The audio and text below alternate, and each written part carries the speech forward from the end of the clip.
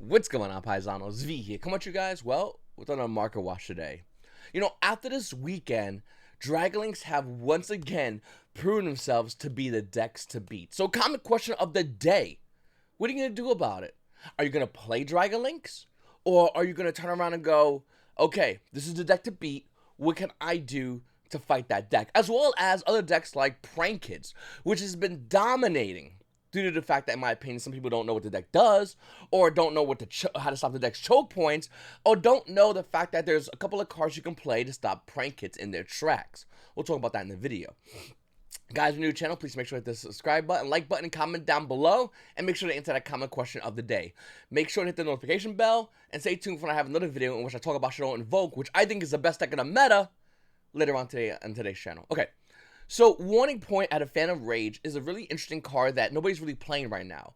But the meta is almost slowing down to the point where this card actually might be able to see play. This card, Secret Rat at a Phantom Rage, with a $5 market price, is still roughly around, barely holding on to $5 with shipping included. In case no one knows what the card effect does, it says, when a monster or monsters is summoned, this turn that face-up monster cannot attack. Its effects are negated. It cannot be used as material for fusion, synchro, or XZs, or a link summon.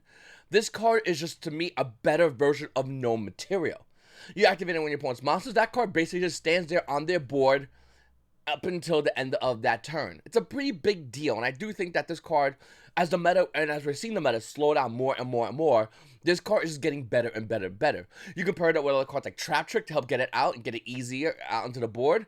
And if you activate this card on your opponent's monster, it's going to put him in a really bad spot. I think Warning Point's a card that's going to be rising a lot higher in value in the future as the meta slows down. Do you have yours? If not, you might want to consider picking it up.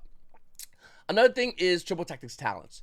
This card at a Rise of Duels with a $111 market price is roughly around $110. Now, the thing about this card is, and I always say whenever I do stream on Twitch, by the way, links will be down below, check me out, but whenever I stream, I always talk about how much I love this card, and how broken this card is, and how this card is easily my favorite card in the game. It has 3 banned card effects on it, with a simple requirement of your opponent has to activate a monster effect during the main phase, your main phase. That is insane. The fact that this card's so high in value, though, makes it harder for players to easily access it. And unfortunately, until we see a reprint, it's going to be like that. This card is kind of reminds me of like Phantasma, except it's definitely way better than Phantasma. But how Phantasma was $120 all the way up until the announcement of the reprint, then it started calming down a little bit. Then it started also not seeing much play. Also was calming down from that as well. But that's where we saw this card at. Looking at Triple Tactics Talents, it's probably going to see play up until the announcement. And even then, depending on the rarity, the price of this card might not change that much. So keep an eye on it. Another card I didn't get a chance to talk about, actually, I'll talk about right now, is Ghost Bell. I know earlier I said about how why is it good to learn about Prank Kids, because they are one of the best decks in the meta. Easily, I think we can agree now, they are definitely a tier 1 deck, but how good Ghost Bell is. If you guys have been following my social media pages, I posted about Ghost Bell and why I think if you play this card, you just stop Prank Kids in their tracks. Let me explain. If anyone doesn't know, actually, we'll look at Ghost Bell, and we'll go ahead and I'll grab one of the Prank Kids cards. I'll talk to you about why this is good. Ghost Bell holds a dimension at a Flames Destruction, original print, by the way, with a $30 market price. Unlimited versions roughly around $33. And if you want a first edition version of Ghost Bell, that bad boy is going to run you roughly around $44. This card is getting up there in value. You want a lower rarity version, no big deal. You got the ultra rare out of Dual Devastator, roughly around $3. Now, this card has 3 effects, just like Ash Blossom, but almost in reverse in a weird way. This card says when an effect is activated, that includes any of these effects. Quick effect, discard this card, and negate the activation. When an opponent tries to add cards, add a card from the graveyard, add a card from the graveyard to the hand, deck, or extra deck. I don't know why that was so hard to say. Special summon from the graveyard, or banish a card from the graveyard. So, looking over at Prank Kids, we'll pop one of them up real quickly. Prank Kids. I have a lot to talk about, but like I really wanted to like drive this home for a lot of people. In the majority of Prank Kid combo matches, what they're trying to do is they're trying to go Doodle-Doo, send everything to the graveyard, add a card of Doodle-Doo, activate Doodle-Doo's effect to add 2 more Prank Kids to go ahead and follow up with going into Battle Butler. The thing with Ghost Bell is, by the way, Ghost Spell is not meant for the first effect of Prank Hits, which lets them add a Prank Hit spell trap from their deck to their hand. It's not for that. What Ghost Spell is really good at doing is it's good at stopping your opponent from adding cards from the graveyard to the hand. Okay, right there, boom. Because their second effect allows you to tribute Prank Hits to do, target 2 Prank Hit cards with different names in your graveyard, and add them to your hand. So this is why I think Ghost Spell is really good against Prank Kids. You time it against their play properly. It's going to hurt them. It's not going to kill them. It's just going to hurt them. It's going to maybe, more than likely, not have them access Battle Butler, which is going to allow you to make your board and pretty much kill them, or make your board and lock them off the game, or win the resource battle. So I think Prank Kids, Ghost Spell in Haunted Mansion is a phenomenal card. I don't see a lot of players really talking about this card, but we do see it rising in value. It also could be rising in value because of Zodiac Eldritch. They also do run this card, but it's just a good card in general. And I really do think moving forward, a lot of players might consider starting to play Ghost Spell in Haunted Mansion. I think it's, like I said, it's good against Prank Hits. It's good against Eldritch. It has a lot of variety in which this card is really good against. Have a problem with Shadows? This card's really good against any Invoke Shadow matchup. It hits a lot of cards. So this is something you might want to consider picking up if you don't have already. Once again, it has the ultra rare values as low as $3. It's just something I wanted to talk about to you guys because I feel like a lot of people are having problems with Prank Hits.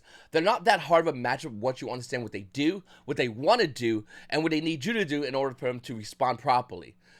That's really it. I might do a video talking about more about Prank Kids and more about, maybe I'll show a matchup about how I play against Prank Kids and what I think about when I play against Prank Kids and what I know they're trying to do. And once again, if you hit them at the choke points, they're not that big a deal of a deck to deal with. But once again, I feel like a lot of players, they don't respect Prank Kids.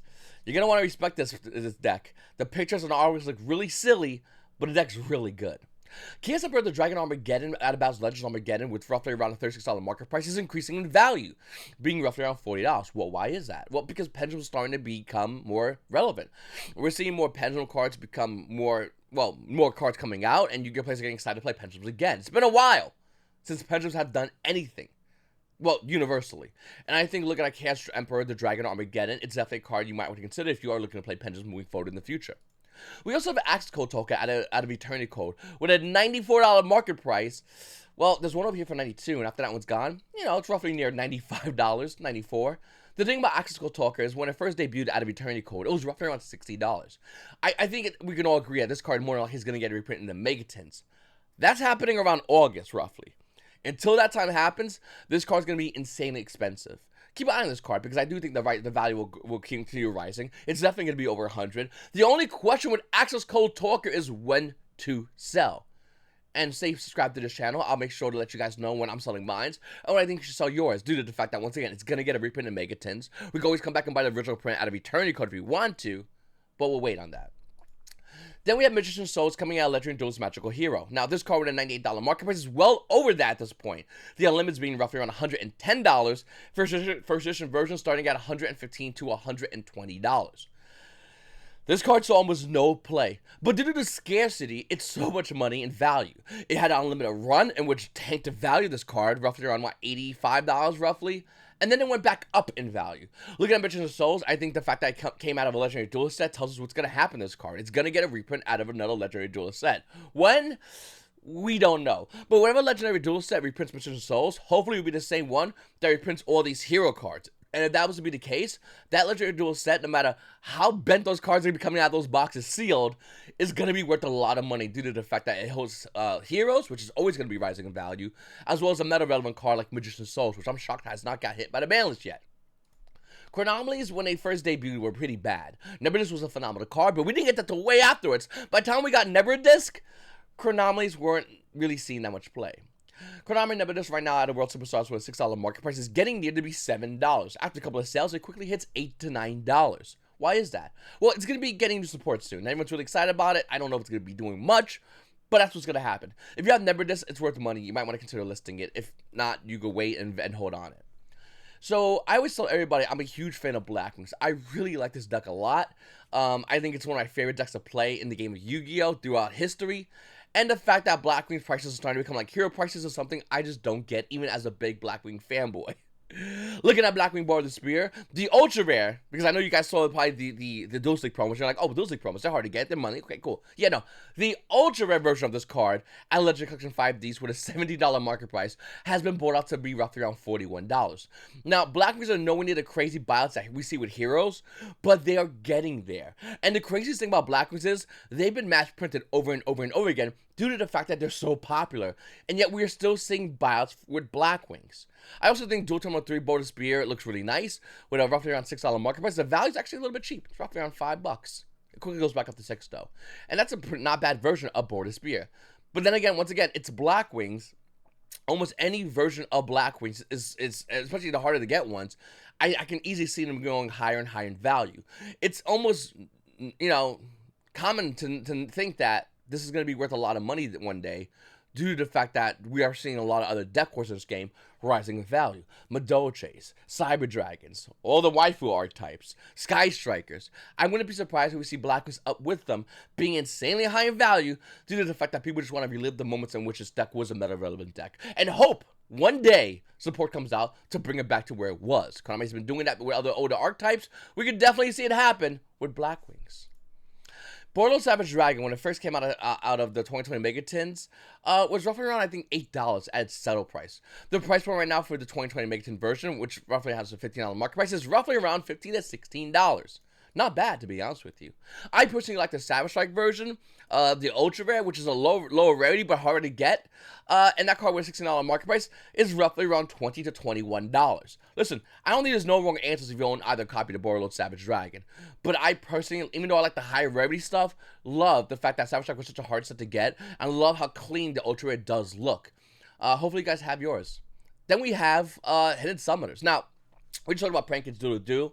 This card being anywhere from $16, $18. It's insane. And you need at least, I say 3 of them. Some people say 2, depending on how you look at it. We have Prank Kids Place, a $23 card in the market price, actually calming down for a split second if you didn't really know the market. This guy has 0% sales. Realistically, the card's roughly around $25 a copy for Prank Kids Place. Now, like I said in the beginning of this video, I do think Prank Kids is a tier 1 deck. I think the best deck in the meta is still Dragon Links, but just because the deck's the best deck in the meta doesn't mean it's a deck that's going to run and beat every single deck. You guys have been watching me on my Twitch stream. You know already. Every time I play against Dragon Links, we have a pretty good a game against them, and for the most part, we've been doing really well against Dragon Links. Playing against decks like Prank Kids, it's a little bit harder, but once again, if you draw the right cards, I do feel like a lot of decks can beat Prank Kids. The problem is, people don't respect Prank Kids. When this deck first debuted, this deck went over to a YCS and beat Thunder Dragon's full power. What deck can really boast that? And when I mean like Thunder Dragon's full power, I mean, it wasn't even much of a fight. The Prank Kid player just pretty much did Prank Kid things, and the Thunder Dragon player did everything and still lost. Prank Kids is a really good deck. It just needs its moment in the meta. And right now, just like it was when I played against Thunder Dragons, the moment for Prank Kids is right here. They are a tier 1 deck. Even more so because a lot of people just don't know how to play against them. Learn this deck. I made a spoof video about Prank Kids and how Prank Kids always go to time, and Prank Kids plays a good game because they gain a ton of life points in time. But a majority of good Prank Kid players, in fact, to me, the indicator of a phenomenal Prank Kid player is a player who wins without going into time. And we've seen this with a lot of Prank Kid players. We've seen a lot of Prank Kid players, for the most part, not go into time. Unfortunately, it's one of those things like Mystic Mind where, like, you look at an average player play Mystic Mind, you go, you're not skillful, the card's carrying you. And, you know, with Prank Kids, it's not that they're not skillful, I don't know, you call it whatever you want, but you're getting life points in time because your deck's an innate mechanic. You're not really winning at me. But there are a lot of players who do that. There are a lot of players not only do that, but have done that this past weekend. And I do think as time goes on, we're going to see more players play Prank Kids. Another little fun fact that I just want to throw in there, we saw the Yu-Gi-Oh! RDIQ and the LCS. The LCS had a bunch of Prank Kid players at the top. The RDIQ, those 16 players, I don't think any of them play Prank Kids. I could be wrong, though. I don't think any of them play Prank Kids at all. Why is that? Don't you ever ask that question? It's a very good question. Because those players in the RDIQ know how to play against Prank Kids. Those players had to play through a lot of Yu-Gi-Oh! To get there. They know what Prank Kids do. They know how to stop Prank Kids. Those players in the LCS, they might be not bad players. In fact, I argue they're pretty decent players at the very least. But looking at this past weekend, looking at the LCS and looking at the RDIQ, looking at the playstyles, Prankers were dominating players due to the fact that players just didn't know how to play against them. The RDIQ, I dare you to bring prank kits to those guys. They will savage you. Guys and girls. They will savage you in the RDIQ. That's why nobody really decided to bring that, and that's why when in top decks, prank kits weren't really there, where they were dominating the LCS. Very interesting thing to note. Alistair the Invoker, coming out of Shadows House, the secret rare version with a $5 market price, is roughly around $6. Yep. There's not much to say about this. Yep. Now, there's other versions. There's a super version of Alistair the Invoker, no big deal. And there's the alternate art added gold rare if you're into that kind of thing. But the highest rated version is definitely the secret rare. Now, I personally like the super rare because I have it in Italian. It looks really nice. But the secret Alistair Invoker does look really clean. There aren't any wrong answers. People are starting to play Invoked as a alternative to the current meta we're in right now. Once again, and I say in my videos all the time when I do a deck profile, when I talk about Invoked, when I play Invoked, I do a matchup on here on YouTube because I'm playing on Twitch. What I say all the time is when you're playing Invoked Shadows, not Dogmatica. I mean, you could do an Dogmatica. I might talk about that later on. I know I haven't really hit that yet, but when you're playing in Shadows Invoked, you don't have any great matchups. There's not any matchup you're playing against that you're looking forward to playing. Every matchup is 50-50. With that said, you don't have any bad matchups. That's pretty insane if you think about it. Think about it. Like, you don't have any matchup that you go walking forward and go, man, this is going to be a hard matchup. You are 50-50 versus the entire game of Yu-Gi-Oh! That's why I like it. You win with Invoke Shadows, you probably earned that win. You lost, probably misplayed. It's really rare that you lost due to RNG. Looking at Alistair Invoker, I wouldn't be surprised if the card rises higher in value because it says Invoked in its name, and it's not that bad of a card, used in the engine. Then we have Bujin. So, unlike all these things I talked about today, I don't know when, but I always say, if Konami can promote an art type, can we also see Bujins get that? I just like Bujins a lot. I had the deck max ready a long time ago. Bujin Yamato, at one point in this game, the ultimate rare at Ashback 5 was $6. Looking at the current market price, it's $51, but it's on sale. Well, kinda. You got one over here being roughly around 47, then 49, then it's near 50s. It's up there, but is it really? I don't know, because as time goes on, the crazy $6 Ultimate Rare Yamato, which at the time was considered to be crazy if you bought that card, because you just lose money. Now looking at it, it's almost near $50. Now, you're crazy if you buy Ultimate Yamatos at $50, but we don't know the future Yu-Gi-Oh! Players going, $50 for Yamato? That's a discount. We don't know that's a thing. But looking at the past history, it can be. I don't know. I just like Bujins as a core. I bought this deck core forever ago, and I really, really like it a lot. I unfortunately cannot play in today's meta, but man, Bujins are really fun. Anyway, the Sanctified Dark Lord out of Phase Destruction, this rare trap card is roughly around $3. Unlimited positions is almost no difference. You buy it with shipping, it's going to be roughly around $4 a copy for this card. It's for Dark Lords, but it's a $4 rare. Keep an eye on that. Then we have Inspector Border. I love this card. We like the cardboard. Why is that? Because Inspector Border at Dual Devastator with 13-cent lowest price point at an ultra rare has now a new buyout price point with a current $5 price point for the Extreme Force original print versions. Unlimited is roughly around $15. If you want a first edition, it's $19 for Inspector Border. Now, if you don't want to buy that one, no big deal. I don't blame you. You can get the 2018 Ultra Secret Rares with a $4 market price. It's roughly around $5 to $6. It's slowly rising in value. In case you don't have yours and you're already looking to play this card. Good against Altergeist. Just throwing it out there. As someone who played Altergeist for years, this card, really good against Altergeist. Okay. Then we have Bowser Legends Life's Revenge. I'll talk about the other Bowser Legends sets in the past, but I want to talk about this one real quickly. Just to the fact that the value of this one is insane and is always increasing. I think Bowser Legends cards themselves, in general, are going to have that slow increasing value. We've seen it with the other Battle Legends sets, and we're looking at the first one being Light's Revenge. Minerva still hasn't increased. I know it used to be $6, and now it's roughly around $13, almost $14 for this card. And you're going, V, that's a lot of money. And it is, I get that. But this card's not done rising in value. This card will still continue to rise higher and higher in value, well, due to the fact that it's in Lightstorms, an archetype everyone loves, and it's also used to be a prize card. Still is, but used to be as well. Looking at Minerva, the Exalted Lightstorm, I feel like this card can continue to rise in value. Would not be surprised if it does. If you don't own your copies, you might want to consider picking up at least 2 of these, because it's not going to stop anytime soon. It will continue to rise. Kriston, Quarion Gantrax tracks. Quarion Grand Tracks.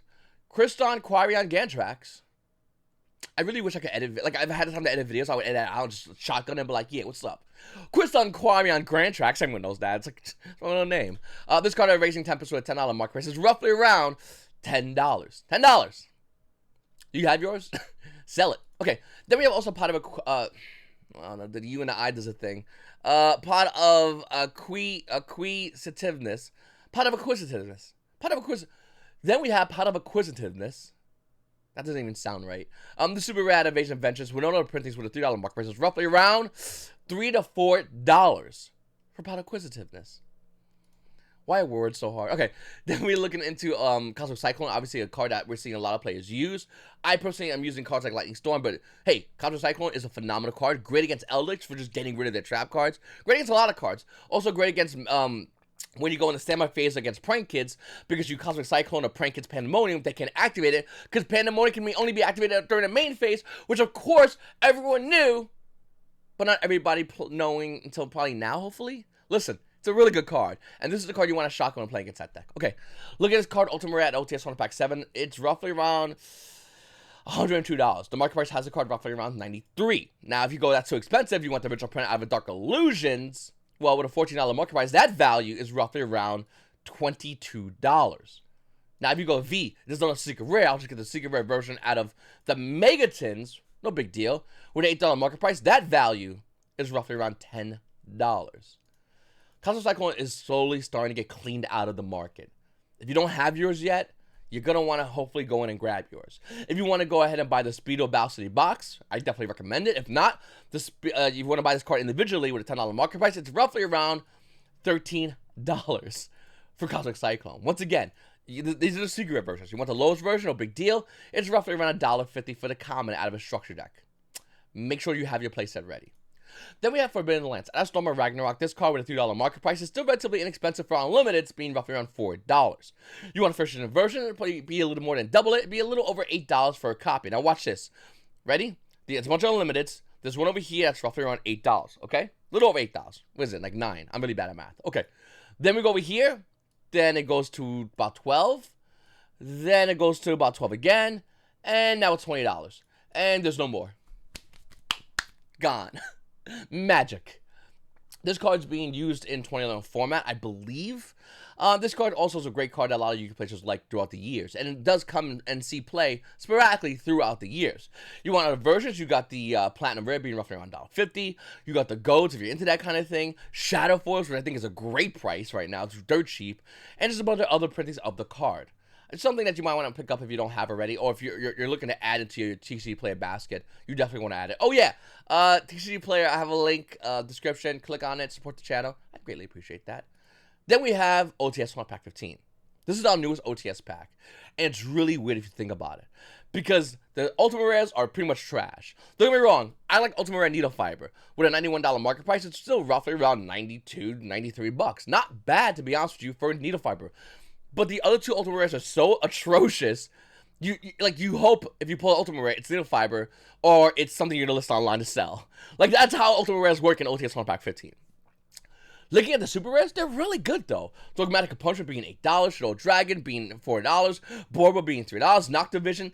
These are all meta cards from meta decks. And that's kind of cool. And you got other great cards in here as well that are just really good and somehow meta relevant. Pretty cool. Whoever nailed the Super Rare version, the Ultimate Rare guy, don't ever have to do the OTS pack ever again. Now, take it back to OTS 14, it's almost the complete opposite.